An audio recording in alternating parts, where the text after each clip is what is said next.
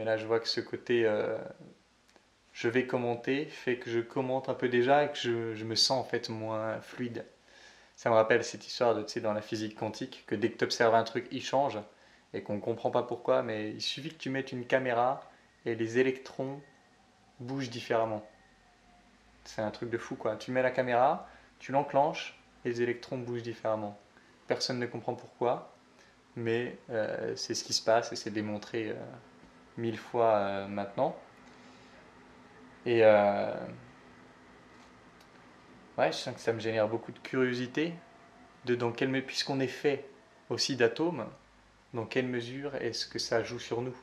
Le fait de savoir qu'on est filmé, de savoir donc qu'on est observé, même si c'est observé, même s'il y a une distance dans le temps, c'est-à-dire que les gens verront cette vidéo je sais pas quand, je sens que ça modifie mon comportement et du coup je me demande, ça me fait poser plein de questions en fait.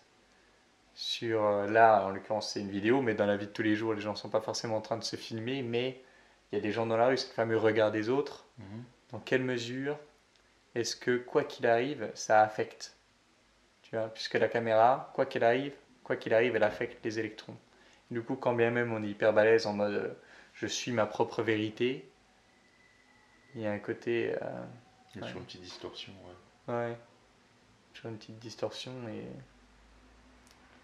qui semble inévitable. Et ouais, du coup, je sens que ça m'a un petit peu déconnecté d'avoir cette méta-analyse. Et au final, ça me fait penser à ce que tu disais, j'étais beaucoup dans ma tête à me demander, à chercher la bonne chose à dire, à chercher le bon truc. Et d'une certaine façon, c'est comme si je faisais ça là, tu vois.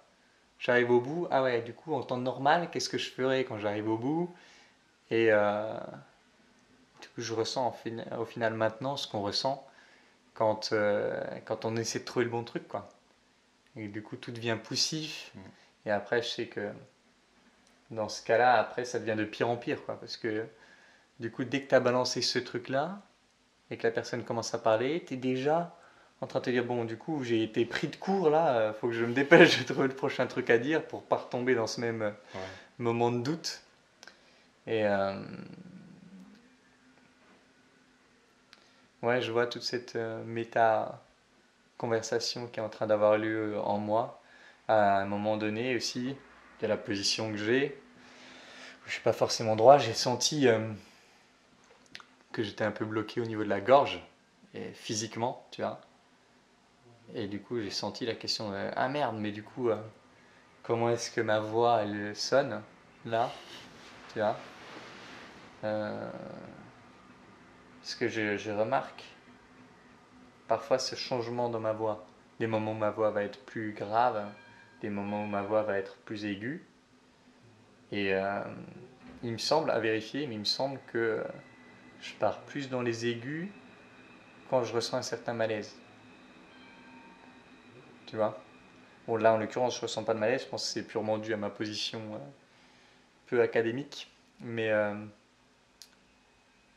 mais ouais, je peux penser à plein de situations où la situation faisait que j'adapte une voix. Et tu sais, il y a ce côté. Il y a un mec, Ken Blackman, il s'appelle, qui a posté un statut où il dit marcher sur des œufs, c'est être manipulateur.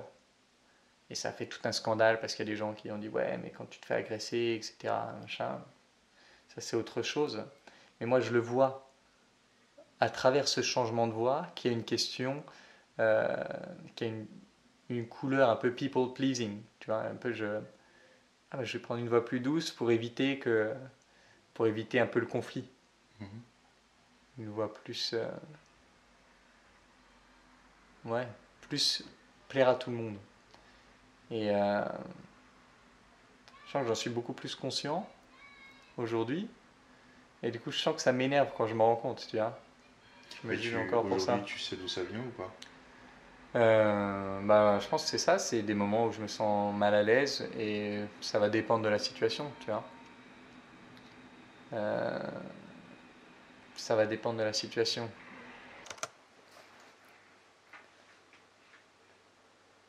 Là, outre le débat intéressant sur la voix, sur ce qui peut se passer, ce qui peut modifier le ton de la voix et du coup transmettre, sous-communiquer, un manque d'aisance, etc. Ce qui m'intéresse, c'est le côté à fond dans. Je t'emmène dans mon monde. Donc, je suis parti dans mon truc sur la mécanique quantique, la physique quantique, et puis comment ça s'exprime dans le regard des autres, et puis ma voix et machin. Je pars dans mon truc, et il y a un moment où tu dis plus rien, et on pourrait se dire, ah, il l'a perdu. Et en fait, on voit que là, quand je m'arrête, toi, tu reprends par une question. Ce qui prouve que tu as été emmené dans ce monde et ça t'intéresse d'en savoir plus Mhm. et d'explorer plus.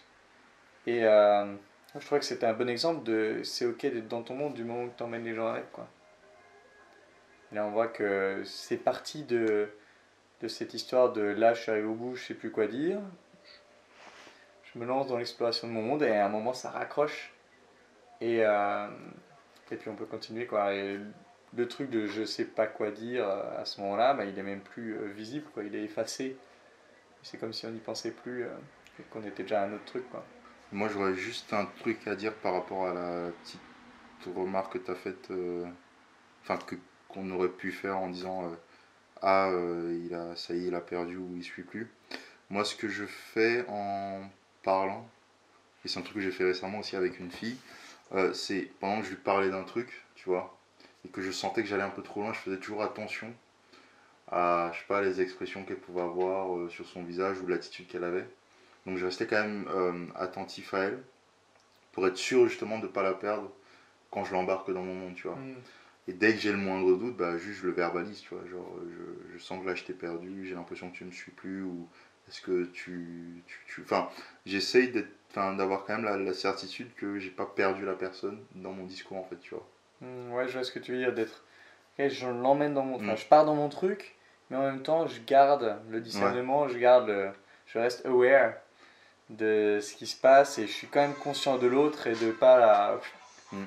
Ça me fait... Pourquoi j'en parle? Parce que ça me fait penser à l'image, entre guillemets, du geek, tu sais, en soirée, Mm. qui est tellement fan d'un truc, il va t'en parler sans jamais faire attention à tes réactions à toi, savoir si elle est vraiment intéressée par ce que tu lui dis, etc. Tu vois. Mm. Donc vraiment avoir quand même ouais, un certain recul sur toi en train de parler et sur le we space, quoi, de pas le perdre justement. Et essayer de garder la personne présente avec toi. Ou bah si tu l'as perdu, va partir sur autre chose. Ouais, tout à fait Essayer d'accord. de comprendre aussi du coup bah, si elle a été perdue, pourquoi elle a été perdue, qu'est-ce qui a fait que à un moment bah, elle a quitté le wagon, un truc comme ça, tu vois, ça faut aussi un autre truc à explorer, mais